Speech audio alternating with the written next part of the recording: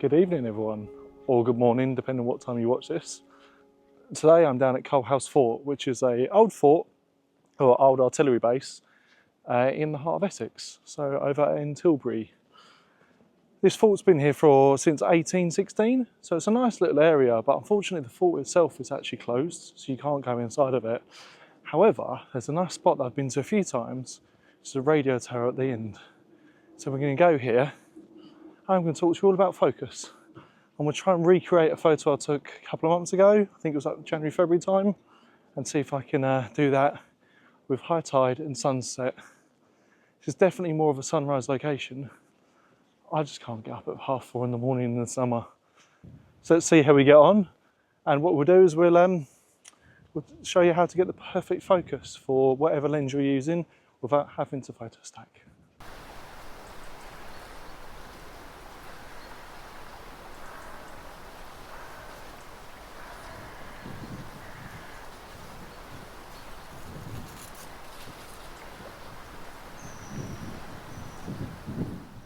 So there you go, there's the radio tower, and as you can see that's the sort of leading line I'm going to be trying to go for.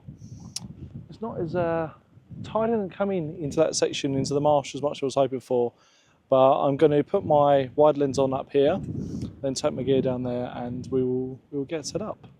See you in a moment. So this is my composition that I want to set up, so I'm using this as the leading line up into the radio tower. So I want to really shoot this portrait, but I'm going to do a landscape one for now because I have my wide angle lens on and I wasn't able to capture this last time, so I'm going to make the most of it now. Just make that a little bit brighter so you can sort of see what's on the back of the screen. So what I'm thinking here is I'm going to go f11, right? And the reason I'm going to go f11 is I want to get it sort of sharp front to back. I know on my lens if I shoot at f8 it's going to be the sharpest photo for me, but obviously I'm not going to get that depth of field that I really want. I've decided what aperture I want to use, and that's because I want to try and do it in one photo. So the main thing you want to have a look at is what area are you using for your focus. So because on my new camera it doesn't really matter because I'm not got subject detection turned on, it can't find a subject. But normally I'd go like auto area small or medium.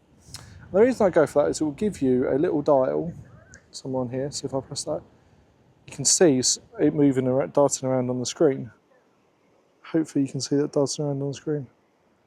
Little box where I want to focus.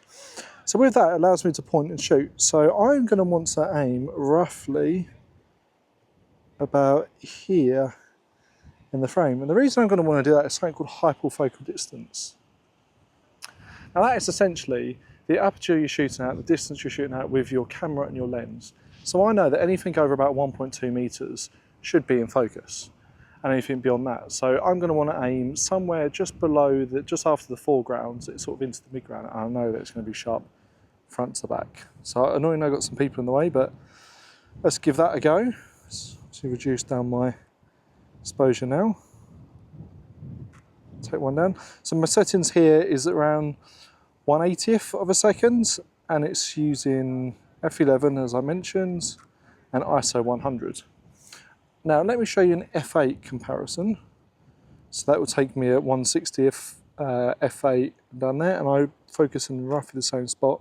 Probably give me similar results, but the foreground will definitely not be as in focus as beforehand. And if I do an f16, where I've got the aperture at its narrowest, so I'm letting the least amount of light, but that will also reduce down my depth of field, and I do that in a roughly similar position as well. That'll be completely sharp front to back. And that's essentially the differences you want to think about when you're shooting your focus. If you have auto area detection on, it's going to be really tricky. You can do it. It doesn't really matter what auto area you've got as long as you have one and you choose the one you prefer the most. Try not to go for something wide. Try to go for something where you can actually control and focus on those points. So if like a pinpoint or like a wide pinpoint, anything more than that, you don't know what you're going to be picking up and you can't position your focus within the frame. Hopefully that makes sense.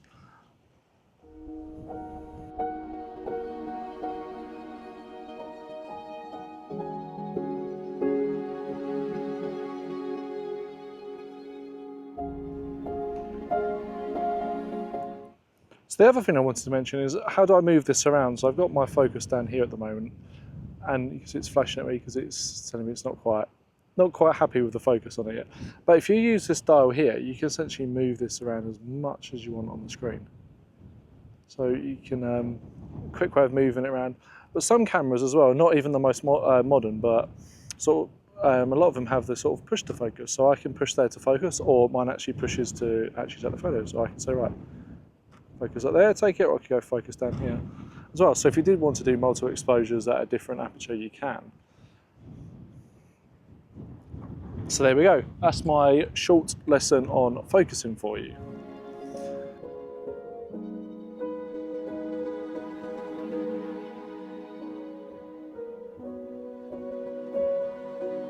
I'm going to have to talk to you facing this way and shooting that way because the wind is blowing really strong in this direction. I'm hoping the mic is filtering a lot of this stuff out for you all, so you can actually hear what I'm saying. But this is one of those scenes where I want everything in focus. So if you can see down here, all this moving in the frame looks absolutely incredible all the way through up until there, and the cloud cover as well all the way around here, just so good.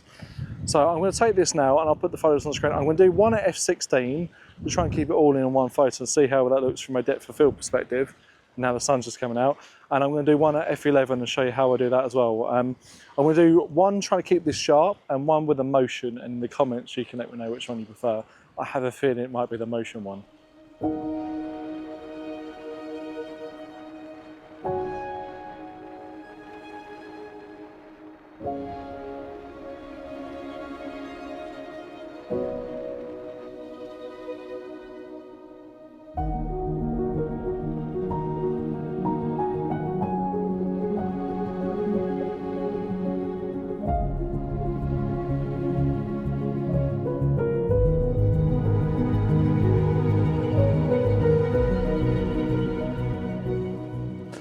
Whilst I'm at such a beautiful location, I thought I'd explain some do's and don'ts, or some advice for if you do come here again.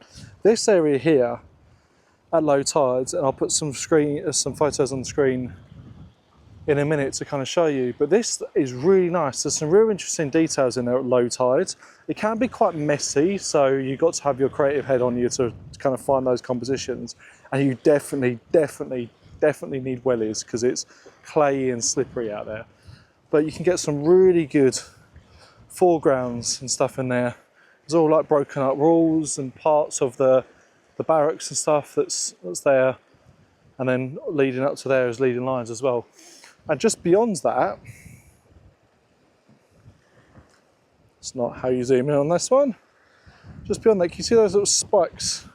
They also make a really good leading line if you stay on that side and shoot this way towards it as well. So you've got lots of options, whatever takes your fancy, and it's really nice to see Tilbury Docks in the background as well. So with that in mind, I'd say it's definitely an area to come to. It's definitely one that you're going to want to photograph. I don't come here often. I think this is the third time I've come. This is the first time at high tide. I quite like it. I think if you can come just before high tide and wait for it to go out, that's probably the best moment.